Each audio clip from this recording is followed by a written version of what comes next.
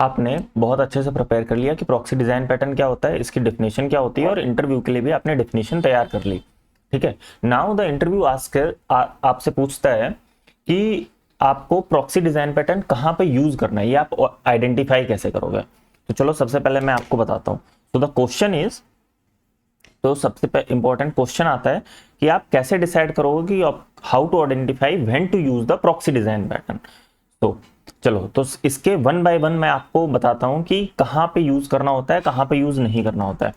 सबसे पहला होता है ऑथेंटिकेट। ठीक है, आपको कहीं पे ये डिसाइड करना है कि जो हमारी रिक्वेस्ट आ रही है या जिस रिक्वेस्ट को हमें प्रोसेस करना है उसे हमारे मेन ऑब्जेक्ट का एक्सेस होना चाहिए या नहीं। इसका मैं आपको एग्जांपल देता हूं। जैसे यूपीआई जो है वो मेरा यूपीआई है, ठीक है, वो सुब्रत को मतलब वो सुब्रत को बिलोंग करता है। ठीक, नाउ इफ एनी हाउ अगर वहां पे जो रिक्वेस्ट आएगी वो प्रिंस से आती है, ठीक है, तो ये वैलिडेट करेगा कि ये सुब्रत है या प्रिंस, और वहां पे इस रिक्वेस्ट को मना कर देगा कि भाई आप अलाउड नहीं है इस रिक्वेस्ट के लिए, एंड उस रिक्वेस्ट को प्रोसेस नहीं करेगा। दैट मीन्स वहां पे बैलेंस चेक नहीं कर सकता।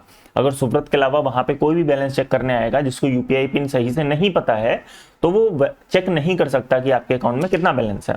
इसी तरीके से आपको कहीं पे ऑथराइज करना है, ठीक है, आपको ऑथराइजेशन करना है कि जो रिक्वेस्ट आ रही है उसके पास एक्सेस है कि वो एक गिवन टास्क परफॉर्म कर सकता है या नहीं। जैसे आप ऐसे इमेजिन करो कि आपका सिस्टम है विंडोज सिस्टम, ठीक है, इसमें मल्टीपल यूजर्स आप बना सकते हो। तो उसमें वहां पे आप कैसे डिसाइड करोगे कि कौन सा यूजर के पास सी ड्राइव से फाइल डिलीट करने की परमिशन होनी चाहिए या नहीं। तो वो जो पहले आप वैलिडेशन करते हो कंडीशन, दैट मीन्स परमिशन है या नहीं, वो आप करते हो प्रॉक्सी ऑब्जेक्ट में। इन द सेम वे आपको कहीं पे लॉगिंग करनी है, ठीक है, आपको अपने जो भी आपका डेटाबेस से आउटपुट फेच हुआ या आपने कोई भी बिजनेस ऑपरेशन परफॉर्म किया है, आपको उसको लॉग करना है। तो लॉग आप अपने मेन ऑब्जेक्ट में नहीं करते हो, ये करते हो किसी एक्सटर्नल ऑब्जेक्ट में, तो वो आपका होगा proxy object. In the same way caching के लिए भी सेम ही चीज होती है, ठीक है। एंड नाउ आपकी एक कंडीशन आती है कि कोई यूजर आया आपकी वेबसाइट पे, ठीक है, और आपको डिसाइड करना है कि ये यूजर एलिजिबल है आपकी वेबसाइट के लिए या नहीं। दैट मीन्स उसकी एज 18 से ऊपर है, मैं मान लेता हूँ फॉर एग्जांपल, बहुत सारी। अब ये जो कंडीशन चेक करोगे कि आप 18 से ऊपर है या नहीं, ये आप अपने मेन ऑब्जेक्ट से पहले ही किसी ऑब्जेक्ट में कर लोगे कि ये 18 से ऊपर है या नहीं, नहीं है तो वहीं से रिटर्न कर दोगे, मेन ऑब्जेक्ट की एक्सेस नहीं मिलेगी।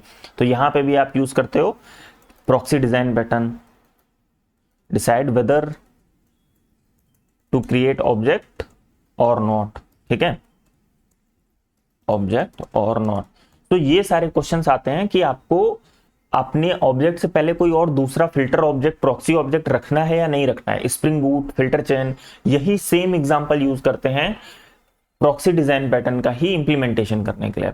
अब नेक्स्ट वीडियो में हम पढ़ेंगे कि इन सारे के सारे का इंप्लीमेंटेशन, कोड इंप्लीमेंटेशन हम कैसे करते हैं। हम चेक करेंगे कि authentication, authorisation, logging, caching, and then हम क्रिएशन ऑब्जेक्ट का भी कोड इंप्लीमेंटेशन करेंगे, जिससे आपको ये कहीं भी इंटरव्यू में पूछा जाए या प्रोजेक्ट में यूज करना हो तो आपको कभी भी कोई प्रॉब्लम ना हो। तो जल्दी से सब्सक्राइब कर लो जिससे ये इंपॉर्टेंट कोड वीडियोज आपसे मिस ना हो जाए।